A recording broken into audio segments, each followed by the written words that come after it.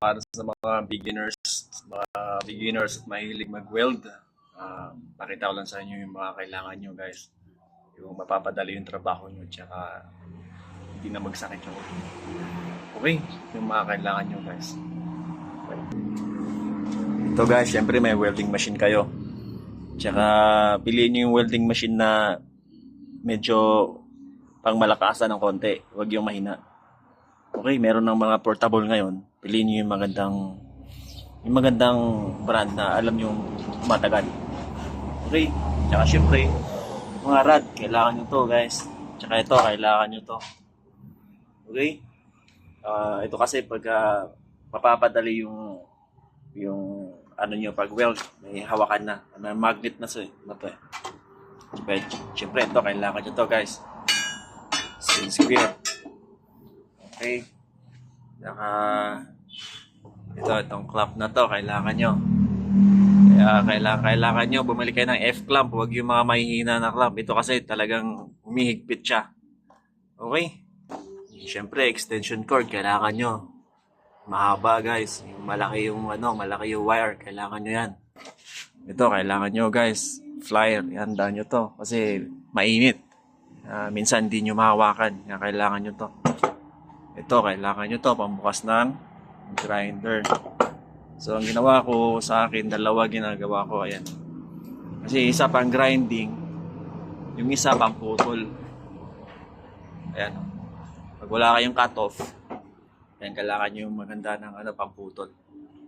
Okay? Ito, F-clamp. Kailangan nyo. Ito, pantusok. Eagle screw. Ito kasi pagka ginuhit mo talagang precise yung guhit niya, hindi kagaya ng lapis, may uhang pa yon. Ito talagang dikit na dikit dun sa paguguhitan mo. Tsaka ito pang silsil guys. Ayun, pag nag-weld ka na, sinisilsil mo para ma-check mo kung talagang na-weld siya. Tsaka ito cutter. Tsaka syempre ito kailangan guys, huwag nyo kalimitan. Huwag kayong kumpiyansa sa mata nyo. Okay, kailangan safety first guys.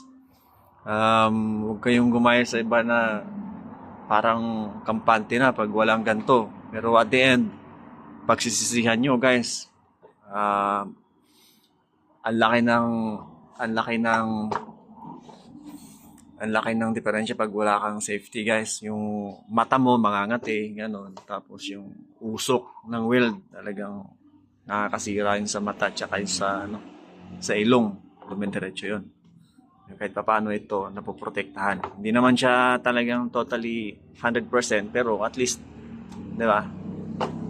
Prevention, nakaka-prevent talaga siya. Tsaka ito, martilyo. Kailangan nyo to guys. Kayantan nyo to. Ito, gloves. Kailangan nyo. Bili kayo ng gloves na maganda guys, yung makapal para at least hindi maramdaman, hindi kayo mapapasok. Tsaka ito, air muff. Guys, kailangan nyo yung air muff guys. Ang lakas po kasi ng nito. Ang lakas nito. Lalo na pag mag-grind ka na. Kaya masakit sa tenga yan. Talagang nanunuot sa tenga. Kaya kailangan mo yung air muff guys. Okay. So sa ngayon, yun lang yung may papayo ko.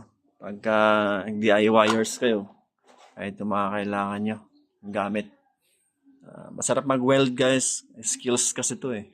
Kaya lalo na pag gagawa ka ng project, tsaka nakikita mo yung project mo, kaya masarap, maganda sa pakiramdam pag nakita mo yung natapos mo. Okay? Magandang araw guys at enjoy lang sa pagdi-DIY. May kulang man ako guys, comment lang. Okay? At i-feature natin yan. Okay?